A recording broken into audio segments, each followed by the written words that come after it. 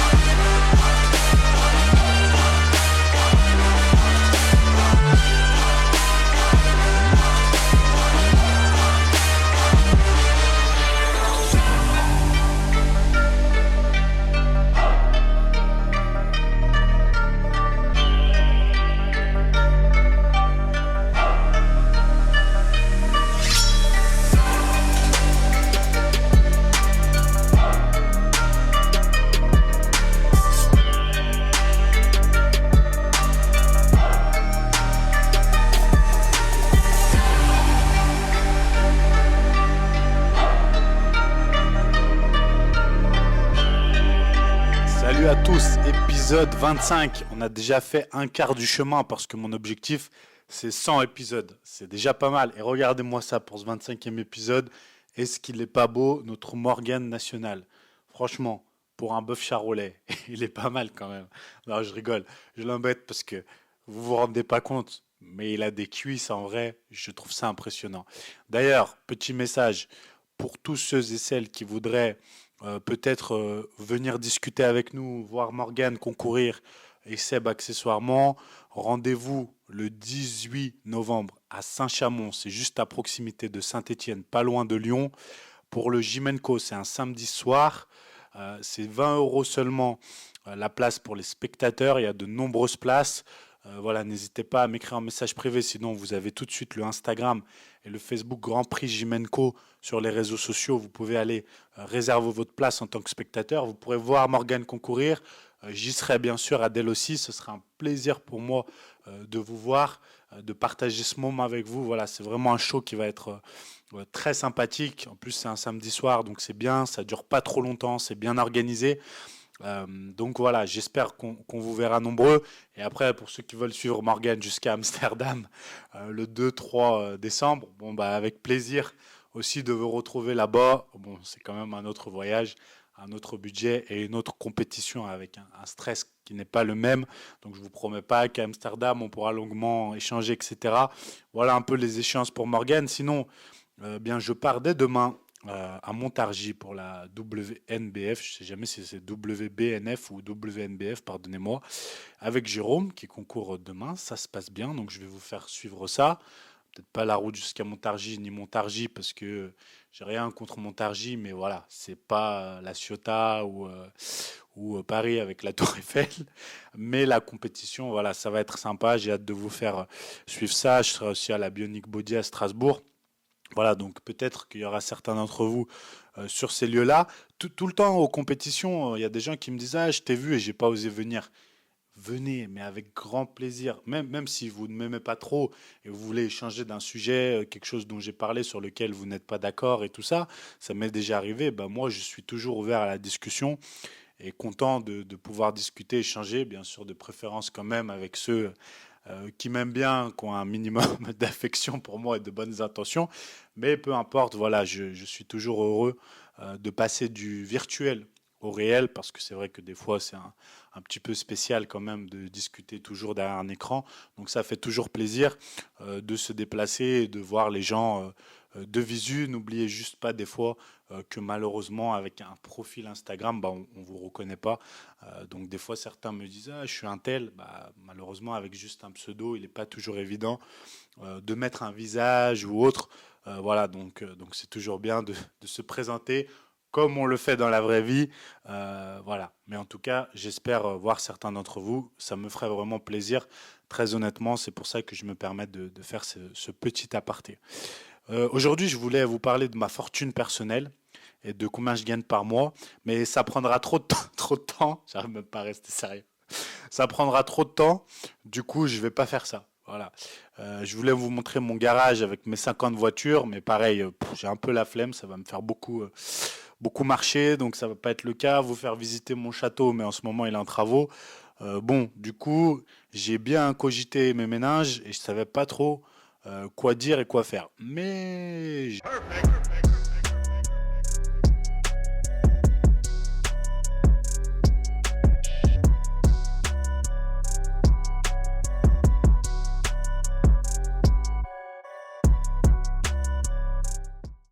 non, sérieusement, je voulais vous montrer mes compléments alimentaires. Mais la poste, le sang de vos morts, ils m'ont pas livré. Ils m'ont pas livré. Je ne, moi pas comprendre. Bref, du coup, bah pas de compléments alimentaires. Eh bien, je pense que à l'approche de la WNBF, qui est une compétition censée être 100% naturelle, qui fait un test polygraphe et un test urinaire pour essayer de garantir la propreté, on va dire, de la compétition et le fait que tous les athlètes soient bien naturels. C'est un sujet intéressant que de parler de la musculation naturelle, justement.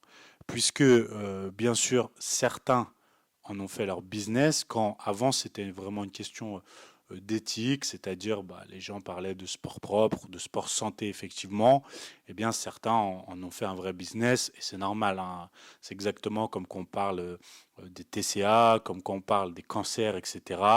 Je fais un large parallèle, mais vous voyez, même quand c'est un problème de santé publique ou quelque chose de grave, eh bien il y a toujours un business à faire, donc toujours des choses, des gens qui vont venir peu scrupuleux. C'est le cas avec la guerre. Pendant les guerres, eh ben, il y a ceux qui perdent tout et ceux qui s'enrichissent.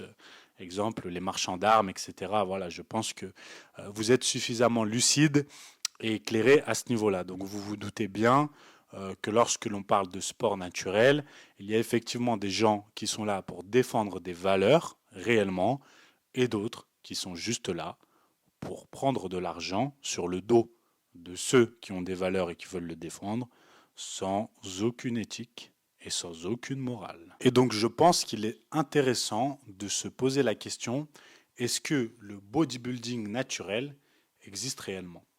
C'est une réflexion très très intéressante. Parce qu'en soi, l'image même qu'ont les gens du bodybuilding et les gens qui dans notre milieu sont les plus idolâtrés et la recherche ultime du bodybuilding va à l'encontre d'un sport naturel. Un petit peu comme dans beaucoup de disciplines si vous regardez bien. C'est-à-dire que les gens souvent vont vous dire que dans les valeurs, ils voudraient un sport propre, par exemple au cyclisme, en athlétisme, mais en même temps, on veut plus de spectacles et plus de performances.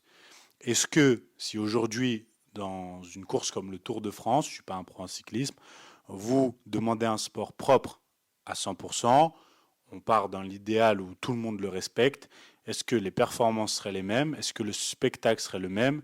Et du coup, est-ce que si brutalement cela change, ça attirerait, ça amasserait autant d'argent, autant de monde? Idem pour toutes les disciplines. Et donc, on peut se poser la question pour le bodybuilding. Est-ce qu'il y aurait autant d'engouement si les physiques présentés et les repères seraient beaucoup moins spectaculaires, puisque on sait globalement que ce serait le cas. Ensuite, la donne est très compliqué. Parce que les gens pensent souvent pouvoir définir via les réseaux sociaux, des photos ou même en direct comme ça, ce qui est un pratiquant naturel ou non. Eh bien, on se rend compte, quand on est réellement expérimenté dans ce domaine, que dans les faits, c'est faux. Il y a un facteur déjà absolument déterminant dans notre milieu. Je pensais qu'avec les années et les réseaux sociaux, les gens seraient plus éclairés sur ça, mais non. Et en fait, c'est pour une simple et bonne raison. Les gens ont toujours besoin de pouvoir trouver des excuses au fait qu'un autre est supérieur sans raison à lui. Vous voyez, c'est-à-dire que vous êtes un athlète qui prend des produits dopants. Vous vous donnez à fond sur la diète. Vous vous donnez à fond sur l'entraînement. Vous avez un très bon préparateur et vous faites extrêmement bien les choses, si tant est que c'est possible, en termes d'endocrinologie et de produits dopants. Vous avez des super résultats. Vous mettez vos photos sur les réseaux, etc.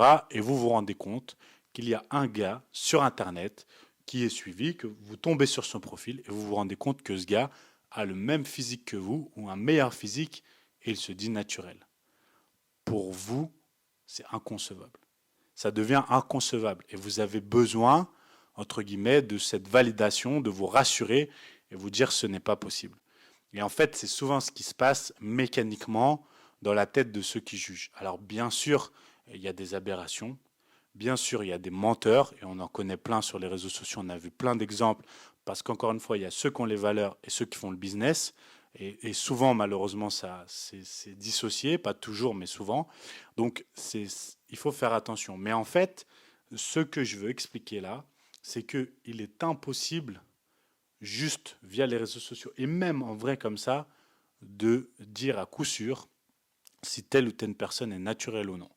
Parce que ce que vous devez comprendre, et je vous l'assure, vous avez des pratiquants ultra dopés qui ont des physiques de naturel, c'est-à-dire vous ne soupçonnez absolument pas que le gars ou la fille prend des produits alors qu'il en prend et il a de mauvais résultats, mauvaise génétique, mauvaise gestion de diète, mauvaise gestion, bref, peu importe. Et vous avez au contraire des pratiquants naturels qui ont des physiques des fois incroyables. Alors bien sûr, c'est pas Chris Bumstead, mais incroyable pour un pratiquant naturel, qui ont un niveau de pratiquant compétiteur, niveau assez lambda de base chargé.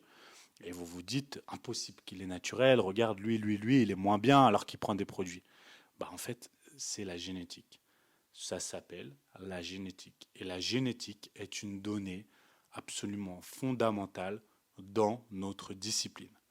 Et j'ai peine à croire que certains pratiquants très avancés, compétiteurs, coachs, n'aient pas compris ça. Je pense encore une fois que souvent, le fait qu'ils jugent ou qu'ils accusent d'autres à tous les coups, c'est sûr, il n'est pas naturel, alors qu'ils n'en savent rien et qu'ils ne peuvent pas encore une fois être sûrs, c'est bien souvent justement cette peur, ce sentiment d'infériorité qu'ils pourraient ressentir, qu'ils ne peuvent pas accepter, comme je l'expliquais précédemment. Et ça, c'est un point fondamental quand vous n'êtes pas du milieu à comprendre, c'est que vous ne pouvez pas savoir. Si vous êtes un pratiquant naturel, que vous voulez le rester, c'est la meilleure voie pour votre santé, pour votre bien-être psychologique, physique, etc. Parce que le bodybuilding, du moment où vous passez de l'autre côté de la barrière, n'est pas un sport santé. C'est fini. Déjà, le bodybuilding, même naturel, on ne peut pas dire que c'est un sport santé, ça reste un sport extrême. Mais dès que vous passez de l'autre côté de la barrière, c'est un cercle vicieux dont on pourrait parler longuement avec maintes et maintes choses. Alors bien sûr, plein vont dire, mais moi je fais bien les choses, je fais des prises de sang, je fais ci, je fais ça. Ok, mais n'empêche que quoi qu'il arrive, vous ajoutez du risque par rapport à si vous n'en prenez pas. Quoi qu'il arrive, même si c'est 1% de risque, 2% de risque, vous ajoutez du risque. Là est mon discours et après, je pourrais beaucoup plus épiloguer, détailler mes propos. Ça demanderait une très longue vidéo d'1 heure. Et là, c'est pas le but. Si vous le voulez que je fasse vraiment une vidéo détaillée sur les produits, les inconvénients, les avantages, le choix, les changements psychologiques, tout ce que ça peut inclure, à l'avenir, je le ferai avec grand plaisir. Mais là, vraiment, plus, c'est une question, est-ce que le bodybuilding naturel existe? Est-ce que vous n'allez pas tomber dans le piège? Et justement, quand vous êtes du coup un pratiquant naturel, je le disais, et que vous voulez le rester, eh bien, vous pouvez être perturbé par les bons exemples que vous avez, c'est-à-dire des pratiquants qui sont vraiment naturels, qui prônent le bodybuilding, la musculation naturelle et qui ont d'excellents résultats et une très bonne mentalité, eh bien, ce n'est pas eux qui vont vous perturber, mais tout l'écosystème autour, tout le milieu autour, qui va sans cesse décrédibiliser et accuser ces pratiquants, ces influenceurs en question de ne pas l'être et de mentir. La vérité, c'est que dans 90% des cas, ils n'en savent strictement rien et ils basent leurs accusations sur leurs croyances personnelles. Voilà, donc faites attention, il existe des physiques incroyables naturellement parlant. Ce n'est pas la norme, toutefois naturellement on peut obtenir de superbes résultats, mais tout dépend de son contexte, de sa génétique, de sa morpho-anatomie. Donc oui, le bodybuilding naturel existe. Malheureusement, il peut être pollué par des menteurs, par des tricheurs et par des gens qui n'ont pas les vertus, mais qui recherchent le business. À vous de ne pas tomber dans le piège, à vous de regarder en détail l'individu que vous suivez, ce qu'il prône, etc., de voir s'il y a une cohérence tout simplement. Je pense que rechercher la cohérence, c'est sans aucun doute le plus intelligent et j'espère que le bodybuilding naturel à l'avenir se développera, aura encore de beaux jours devant lui, ne sera pas trop pollué justement par les tricheurs, les menteurs, etc. J'ai de l'espoir à ce niveau-là. J'adore le bodybuilding aussi brut, pur et dur, même si malheureusement il est directement rattaché aux produits dopants. J'allais vous dire un peu comme tous les sports de haut niveau. J'adore le football, j'adore la NBA, j'adore la NFL. Bah, c'est comme ça, ça fait partie du jeu. Ce serait hypocrite de ne pas le dire et de le cacher. L'important étant que derrière le discours de prévention et de fond soit le plus intelligent et intelligible possible. Voilà. J'espère que ce sujet, cette vidéo vous aura plu. N'hésitez surtout pas à donner votre avis en commentaire, à poser vos questions. C'est avec grand plaisir que j'y répondrai. Et on se retrouve dès demain pour un prochain épisode. À plus, bye bye.